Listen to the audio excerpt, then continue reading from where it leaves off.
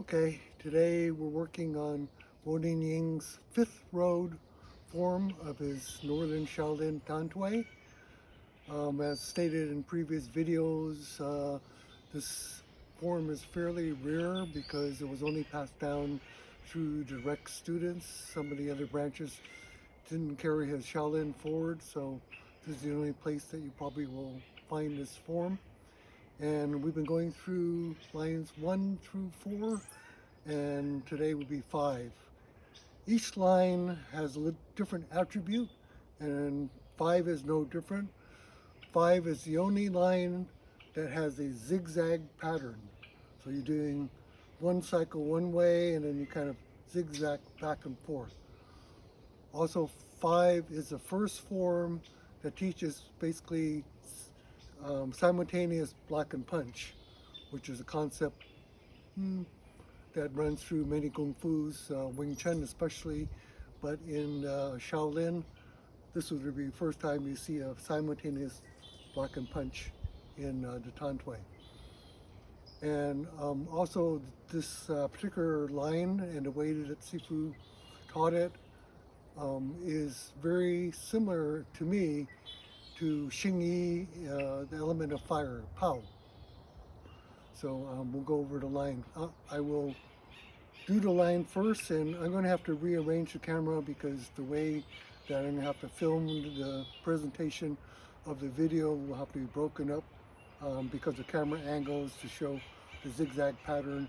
And it's a little bit windy today, so I'll have to do my speaking closer to the camera, and so we'll break it up into sections.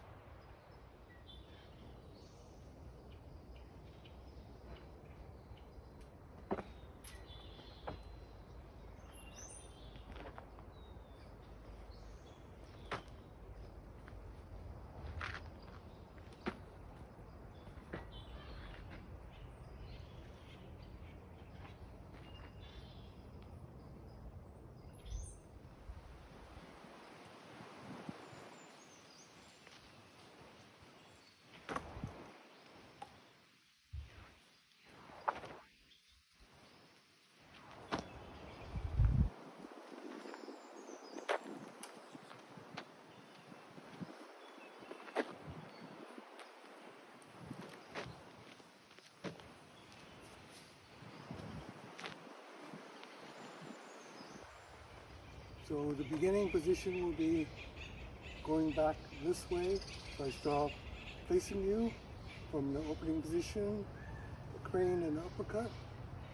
I'm going to drop into the bow stance, and at the same time walk forward.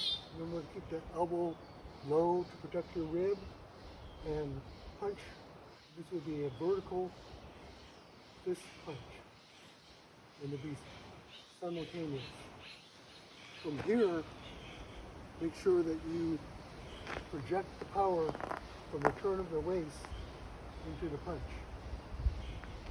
So it isn't just punching like that, but you kind of wind up and delay that until you set into the bow stance. We discussed that before. The bow, the root, the body, the waist, out to the arms.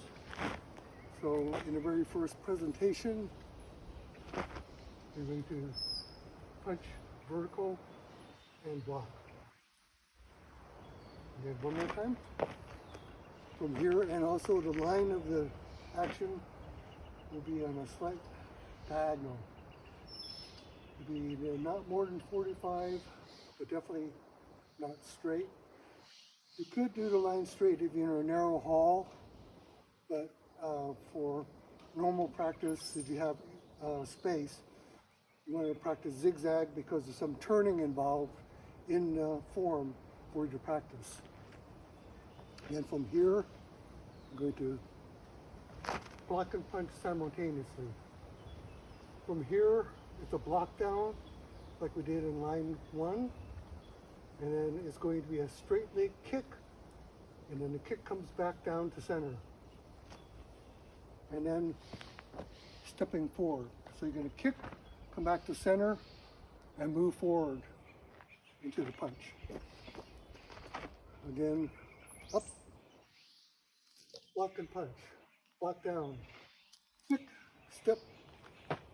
This is where it's a little bit like Xingyi, where the foot coming in propels the punch out. And again, from the kick, you turn back into the next diagonal and go out this way. So that's where the turn happens, out and then this way. In the opening position, block and punch, block down, kick, and then step up and punch.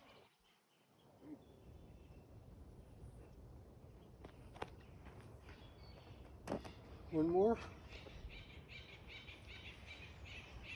Block and punch, block down, kick, step up. And then the next action, you step with the left up into blocking with the knee against kick, low action, and coming with a double block across to clear that area to go back into the first block and punch.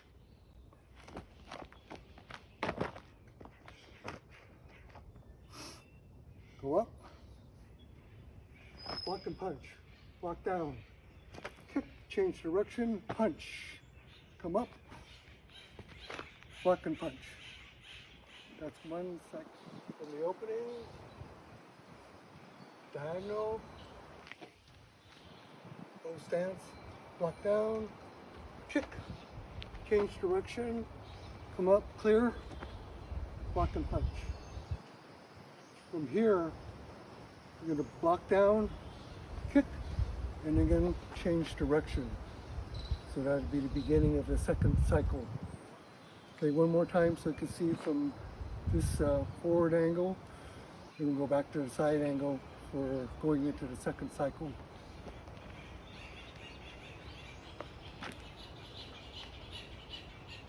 In the beginning, opening, block and punch, block down, kick, change direction, clear, block and punch, block down, kick, and change direction.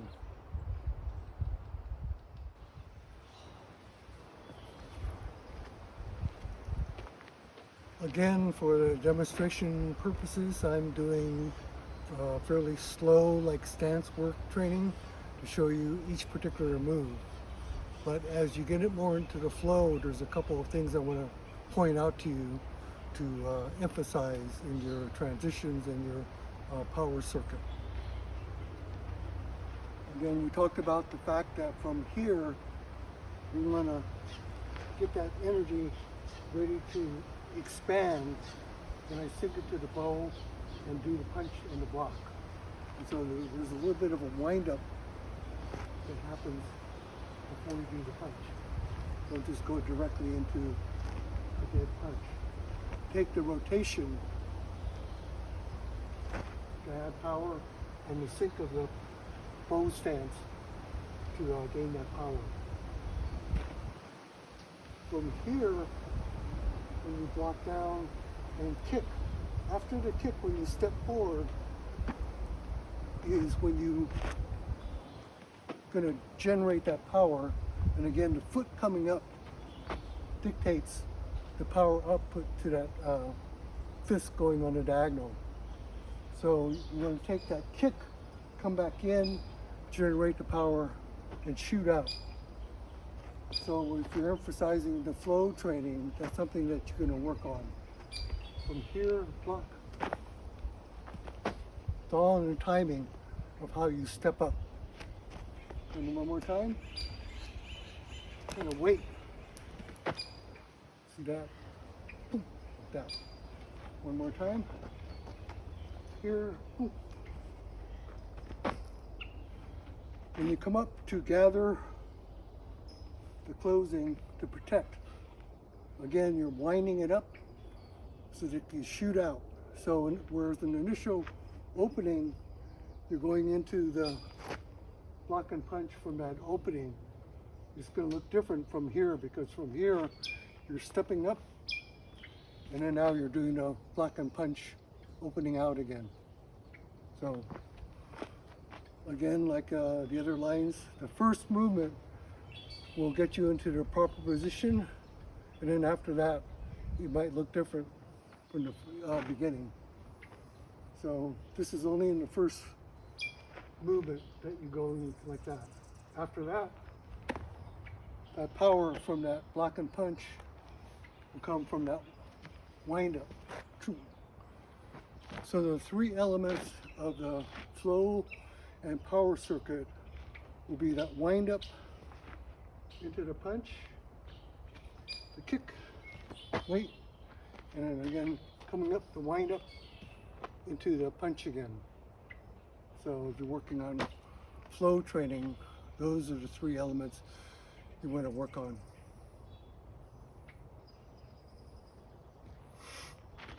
So the next thing we're going to do is I'll show you how the cycles repeat from the side view, and then I think that'll be it.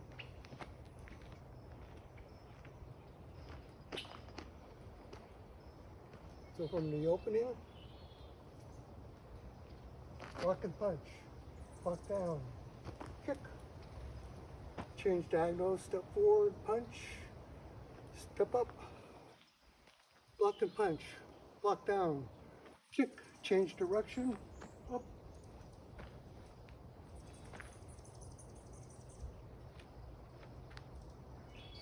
And again, on the ending transition to go into the next line, road, if you end up in here, then you can just step. Yeah, this would be the opposite side. When you end up on line 5, the end, when you go up for the beginning of the next line, from 5 on, there's a change where you go into the bow and arrow stance. You saw that in a demonstration at the beginning, because lines 6, 7, and 8 come from this stance. 7 changes, 8, 9 changes again, and then 10 goes back into this bow and arrow stance.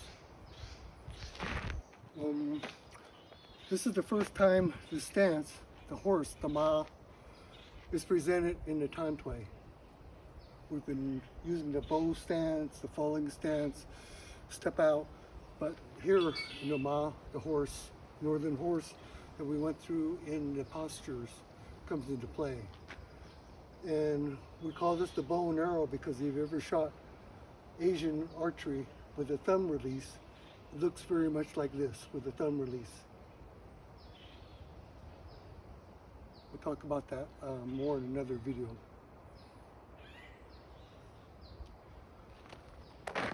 So at the end,